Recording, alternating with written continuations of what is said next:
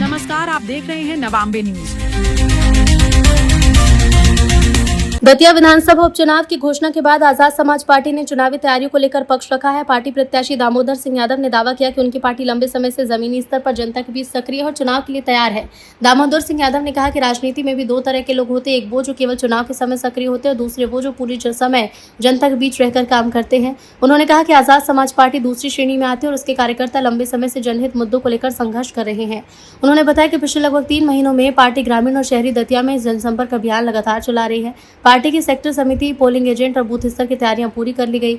यादव ने दावा किया कि दतिया शहर समेत 100 से ज्यादा गांव में बैठक कर चुके और जनता से संवाद स्थापित किया है।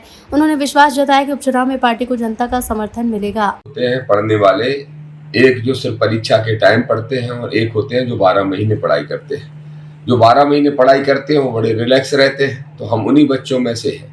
आजाद समाज पार्टी का एक कार्यकर्ता, हमारे साथी, बहुत लंबे समय से जनता की लड़ाई लगातार निरंतरता के साथ लड़ रहे थे और जिस दिन राजेंद्र भारती जी की सदस्यता गई उसके अगले ही दिन हमारे राष्ट्रीय अध्यक्ष ने हमें कैंडिडेट घोषित कर दिया था। तो ऑलमोस्ट 3 महीने से आजाद समाज पार्टी दतिया की ग्रामीण क्षेत्र में, शहरी क्षेत्र में जमीनी स्तर पर काम कर रही है।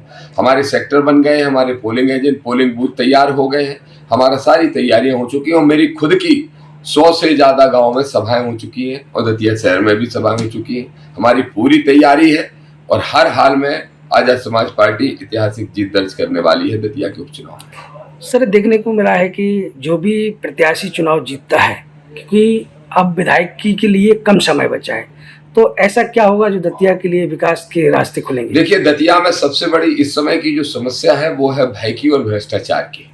पूर्व गृह मंत्री नरोत्तम मिश्रा जी ने लगभग 18 साल में 15 साल जब वो खुद यहाँ के विधायक रहे और 2.5 साल जब वो हारे तब भी उनका मोह भंग नहीं हुआ, तो बिना पद के जबरदस्ती का कद बना के उन्होंने यहाँ के लोगों को दबाने कुचलने का काम किया और भय भरने का काम किया। इसीलिए मेरे ख्याल से वो क्षमा मांगते फिर रहे हैं। आपने उनकी स्पीच सुनी होगी कि हम जो भूल हुई है क्षमा करें, लेकिन चूंकि 1 साल की भूल होती दतिया जनता क्षमा कर देती है, तो 18 साल की लगातार भूलें हैं तो इनमें जनता क्षमा नहीं करेगी। मैं ये मानता हूँ कि दतिया को भय भ्रष्टाचार मुक्त बनाना पहली प्राथमिकता, दतिया के अंदर पढ़े लिखे नौजवानों को, बेरोजगार नौजवानों को रोजगार देने की दूसरी व्यवस्था, दतिया के किसान जो रोते रहते हैं, मजदूर जो शोषित वंचित हैं, उनके हक अधिकार दिलाना हमारी तीसरी प्राथमिकता रहेगी। इन कामों को हमें प्राथमिकता के आधार पर करना।